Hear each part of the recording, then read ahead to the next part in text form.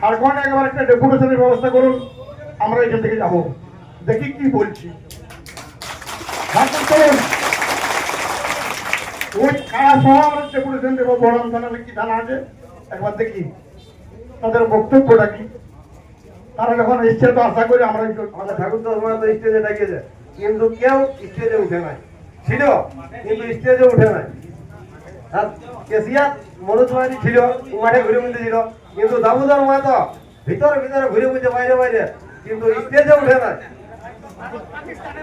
তাহলে আমার কোনটা দোষ বলুন আমাদের নেতৃত্ব। তাহলে এইভাবে যদি জেলা কমিটি গঠন হয় তাহলে এইটা কোনো মতেই ঠিক হবে না।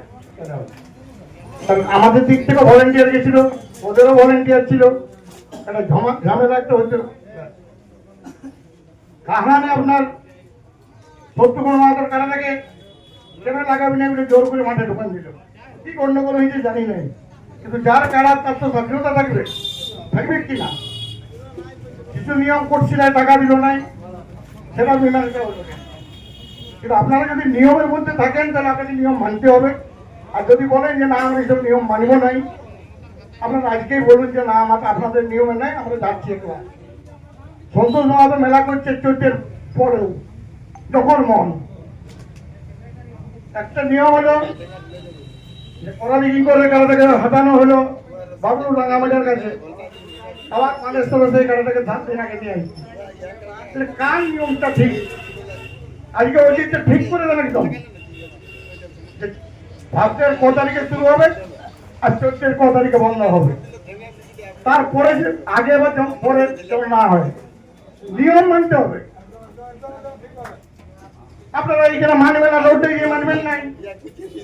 সন্তোষ ঘরে গিয়ে বলবেন আমি লাগাবো, ইউটিউব করে দিল। ইউটিউবারকে বলছি অজিতা যে ডেটটা তুমি ফিক্স করে সেই ডেটের আগে যদি কেউ কারা লড়াই করে আপনারা যাবেন নাই, নাহলে আপনাকে বয়কট করে করবো। যেগুলো ভুল করেছেন সেই ভুলগুলো করবেন। আমার কারো কোনো ব্যক্তিগত লাগে নাই, আমি ব্যাংকের ম্যানেজার ছিলাম, আমার এই কারা লড়াইয়ের সঙ্গে না থাকলেও চলবে, কোনো অসুবিধা নেই। কিন্তু যাতে পরিষ্কার পরিচ্ছন্ন চলে। আর আমি ওই থেকে বলবো ঝাড়খণ্ড একবার একটা ডেপুটেশনের ব্যবস্থা করুন, আমরা এখান থেকে যাব, দেখি কি বলছি। ঝাড়খণ্ড চলুন, ওই কারা সহ আমরা ডেপুটেশন দেবো। বড়াম থানাতে কি থানা আছে একবার দেখি তাদের বক্তব্যটা কি। তারা যখন এসছে তো আশা করি আমরাই যাবো। আর যে ভুলগুলো করবে ছোটখাটো ভুল, কাউকে ঠেকান দিয়া, কাউকে মারিয়ে দিয়া, কাউকে প্রাইজ দিব নাই, এগুলো করবেন না। যতটা পারবেন দিতে ততটাই আড়ুন। আপনাকে 51 দিতে হবে না, আপনি 15 আড়ুন। 51 দিতে কষ্ট হয়, যতই মুখে বলুন, তখন দিবার সময় খুব কষ্ট লাগে। 15 যায় খুব যে যা বলুন, যে যা আছে 51 অমুক তদু দিবার সময় খোলার সময় জল আছে। খালি কম করুন, শান্তি ভাবে না করুন। মেলাটা যেমন দীর্ঘস্থায়ী চলে, অন্য কিছু বলার নেই। আমি যাই না যাই, আমি দেখি সুবোধ মাহাতোকে দেখেছি খুব অ্যাক্টিভ, প্রত্যেকটা মেলায় যায়। দামোদরকে দেখেছি খুব মেলা দেখায়, চালায়। মাস্টারকে দেখেছি। কাজে গত বছরের পরিচালকটা ঠিক আছে, কোনো অসুবিধা অতটা নাই, কিন্তু কমিটি যারা লোক আছে বা ভলেন্টিয়ার যারা আছে, আর গ্রামের ভলেন্টিয়ারকে বলবেন যে মেলাটা দেখার জন্য বাইরের লোক আছে, তোরা তো পরে দেখবি, ভুলগুলো শোধরান। আর কি বলবো, আপনারা ভাইয়ের মতো কাছের লোক, নিজেরা সংশোধন করুন, না হলে ভালো হবে না। নমস্কার। অজিতদা আমাকে বুঝিয়ে দিল যে তোমার মেলায় মদ চালু থাকে। তো ঠিক আছে, আমি তো মেলা সবাই লাস্টে করি আর মাঝামাঝি করি। তো আমাদের নেতৃত্ব যারাকে আমরা মানে কমিটি সবাই মিলে করেছি কারা বসে 2016 সাল থেকে আমরা ধর মাইকে নাচিয়ে আদায় করে কমিটিটা গঠন করেছিলি, তখন থেকে আমি মেলা করছি। তখন ধর কেউ মেলা করতে পারে না, যেমন হচ্ছে আমাকে বলেছিল যে একটা মেলা করে, আমি মেলা করেওছি। কিন্তু তাতে আমার অনেক এসও হয়েছে, সব হয়েছে, কিন্তু আমি এটা কাউকে বলি না। তার মধ্যে আমার নিয়েই কথা উঠছে যে তোমার মেলায় মদ চলে, কিন্তু সুবোধ মাহাতোর মেলায়ও মদ চলে এবং আমাদের দামোদর মাহাতো সভাপতি আর মেলায় মঞ্চ দেয়। তাই বলে আমি আমার বন্ধটাকে করি না, মেলা সেইভাবে পরিচালনা করি।